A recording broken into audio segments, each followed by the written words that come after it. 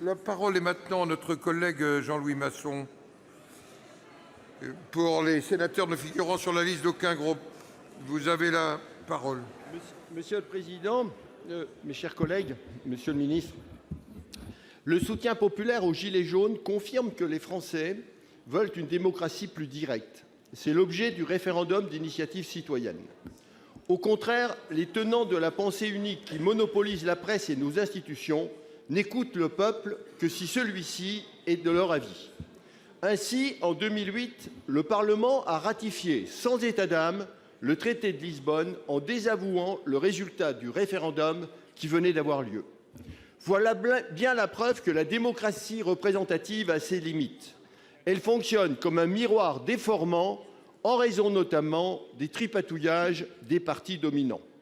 Par exemple, lors des élections de 2012, le Front national et le Front de gauche ont obtenu respectivement 18 et 9% des suffrages, mais ils n'ont eu chacun que 2 sièges de députés. Par contre, les Verts, avec seulement 2% des suffrages, ont obtenu 17 députés. C'est cela la démocratie représentative. Les Gilets jaunes ont donc bien raison de réclamer une vraie démocratie et de se sentir méprisés par la classe dirigeante. D'ailleurs, le soi-disant grand débat organisé actuellement s'inscrit dans la même logique. Le président de la République veut bien discuter, mais à condition d'écarter tous les sujets stratégiques où le peuple est clairement en opposition avec la pensée dominante. Sur tous ces sujets, il faut au contraire que le peuple puisse s'exprimer directement.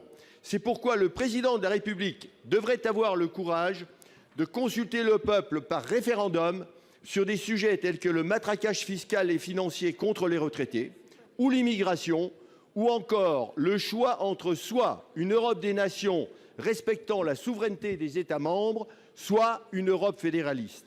Faut conclure. En France, je termine, Monsieur le Président, en France, comme dans beaucoup d'autres pays européens, le peuple est en train de se révolter contre l'arrogance et le mépris des dirigeants. Monsieur le Premier ministre, êtes-vous conscient que vous êtes en train de couper la France en deux entre, d'un côté, les pseudo-élites bouffies d'autosatisfaction et de l'autre, le vrai peuple qui n'en peut plus?